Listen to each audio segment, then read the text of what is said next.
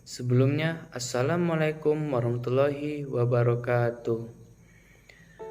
Kami kelompok 8 SPI izin mempresentasikan hasil kerja kelompok kami guna memenuhi mata kuliah SPI atau Sejarah Peradaban Islam yang berjudul 3 Kerajaan Besar Islam yang diampu oleh Ibu Diah Mukminatul Hashimi MA SY.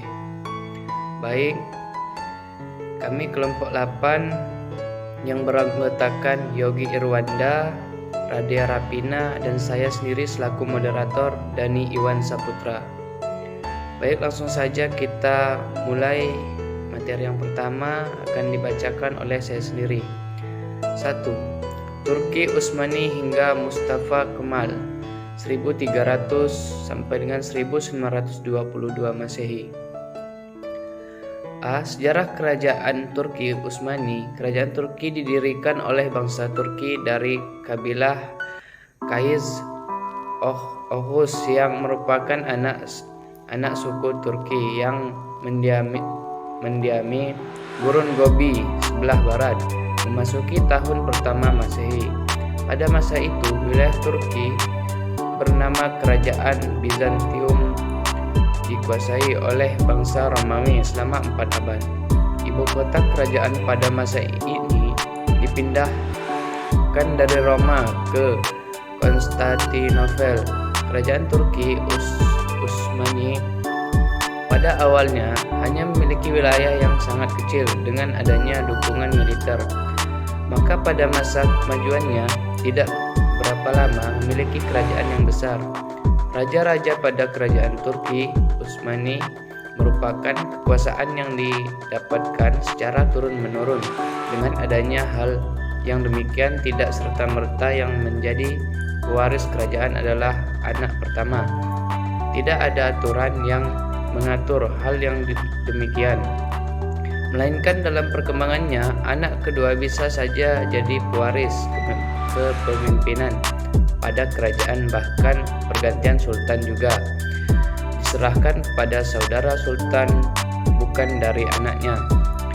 Ahli sejarah menyatakan bahwa masa kerajaan Khalifah Sulaiman Al-Kanuni merupakan kejayaan dan kebesaran kerajaan Turki Utsmani. Hal ini dibuktikan bahwa pada masa kerajaan Turki Utsmani, masa Kesultanan Sulaiman Al-Kanuni, kerajaan telah meninggalkan jauh negara-negara Eropa pada bidang militer, politik, dan keilmuan. B. Kemajuan peradaban kerajaan Turki Utsmani. Kerajaan Turki Utsmani pada masanya memiliki kemajuan yang telah diraih, yaitu sebagai berikut. 1. Pemerintah militer dan maritim. 2. Bidang pendidikan serta ilmu pengetahuan teknologi. 3. Bidang seni dan kebudayaan. C. Kemunduran peradaban kerajaan Turki. Sistem birokrasi kerajaan Turki yang bergantung pada kemampuan seorang sultan dalam mengendalikan pemerintahan menjadikan hal ini rentan dalam kemunduran bahkan kejatuhan kerajaan Turki Utsmani.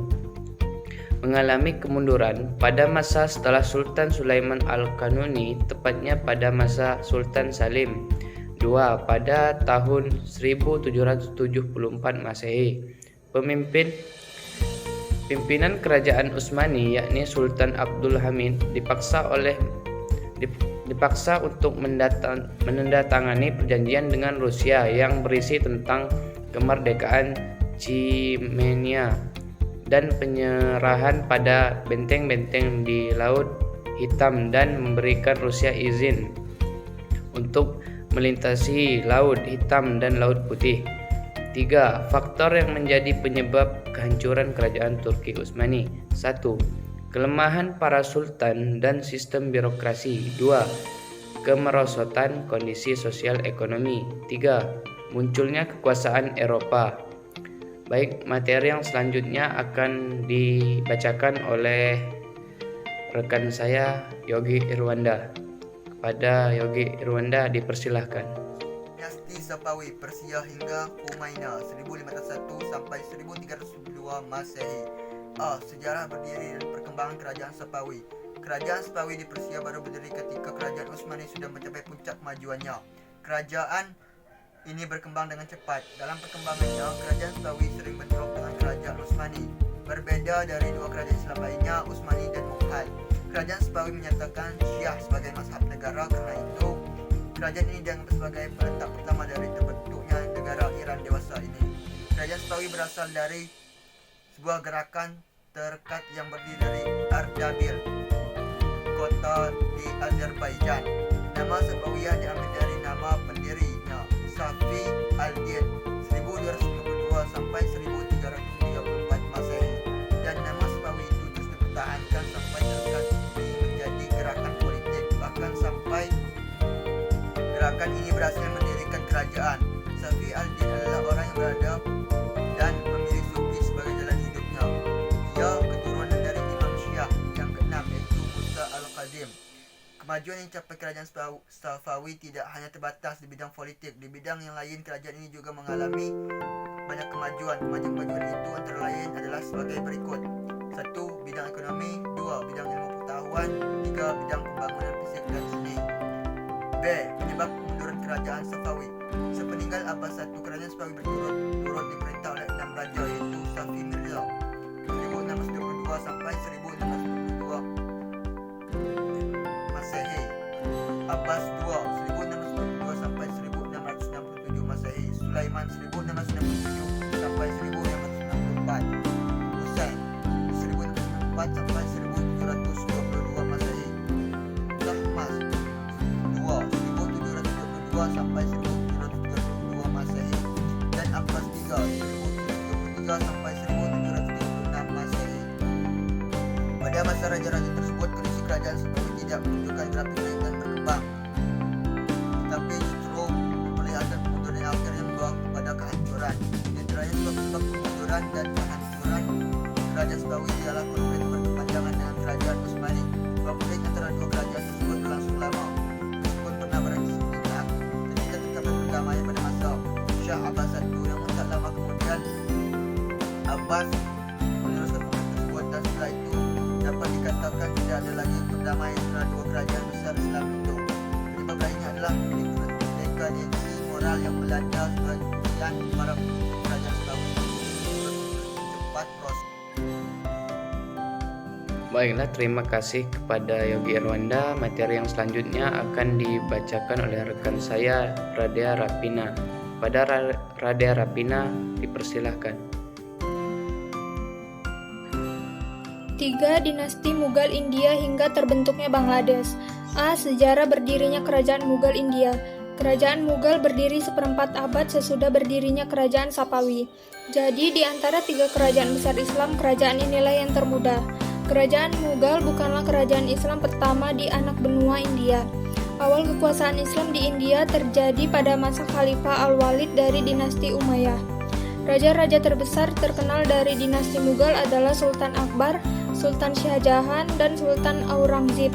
Sultan Akbar terkenal sebagai raja yang berusaha melakukan akomodasi politik dan kultur atas kekuasaan Islam dan masyarakat Hindu di India. Di bawah kepemimpinannya, Mughal berhasil berkembang menjadi dinasti yang besar. Sultan Shah Jahan terkenal dengan peninggalannya dalam seni dan bangunan. Makam Taj Mahal sebagai salah satu dari 7 keajaiban dunia saat ini merupakan salah satu bangunan peninggalan masa pemerintahannya.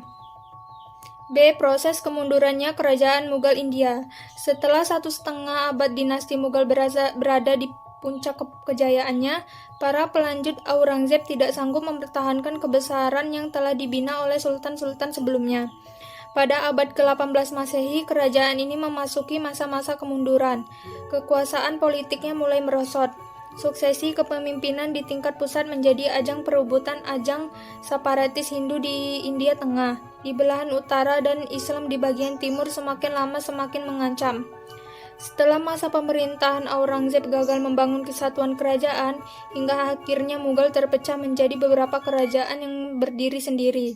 Bersama melemahnya Mughal, bangsa-bangsa barat terus melakukan penetrasi di India. Akhirnya, Inggris berhasil menjadi negara yang paling berkuasa di India hingga tahun 1947. C. Proses terbentuknya Bangladesh. Pada 16 Desember tahun 1971 adalah awal dari cikal bakal terbentuknya negara Bangladesh. 2 pekan setelah India menginvasi wilayah bagian timur Pakistan, kekalahan itu begitu menyakitkan bagi Pakistan. Pasalnya, kekalahan tersebut berakibat pada langkah Pakistan Timur yang resmi memisahkan diri dari negaranya dan mendeklarasikan diri sebagai Bangladesh.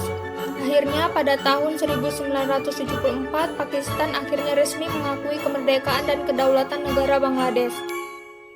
Kesimpulan, 3 kerajaan Islam penting diciptakan pada akhir abad 15 dan awal 16. Kerajaan Utsmani di Turki, Kerajaan Safawi di Persia, dan Kerajaan Mughal di India. 3 kerajaan penting tersebut tampak lebih memusatkan pandangan mereka pada tradisi demokratis Islam dan membangun imperium absolut. Hampir setiap segi kehidupan umum dijalankan dengan ketepatan sistematis dan birokratis, dan berbagi kerajaan mengembangkan sebuah administrasi yang rumit. Ketiga kerajaan besar ini seperti membangkitkan kembali kejayaan Islam setelah runtuhnya Bani Abbasiyah. Namun, kemajuan yang dicapai pada masa 3 kerajaan besar ini berbeda dengan kemajuan yang dicapai pada masa klasik Islam. Kemajuan pada masa klasik jauh lebih kompleks. Kalau pada masa klasik, umat Islam maju dalam bidang politik, peradaban, kebudayaan, ilmu pengetahuan, dan pemikiran filsafat. Pada masa 3 kerajaan besar, kemajuan dalam bidang filsafat sedikit berkembang di kerajaan Safawi dan ilmu pengetahuan umum tidak didapatkan lagi. Kemajuan yang dapat dibanggakan pada masa ini hanya dalam bidang politik, kemiliteran, dan kesenian, terutama arsitektur. Baiklah, sekian terima kasih yang dapat kelompok kami sampaikan. Bila ada kesalahan dalam pembacaan materi, kami mohon maaf. Kepada Tuhan kami mohon ampun. Saya akhiri, wabillahi taufik wal hidayah. Wassalamualaikum warahmatullahi wabarakatuh.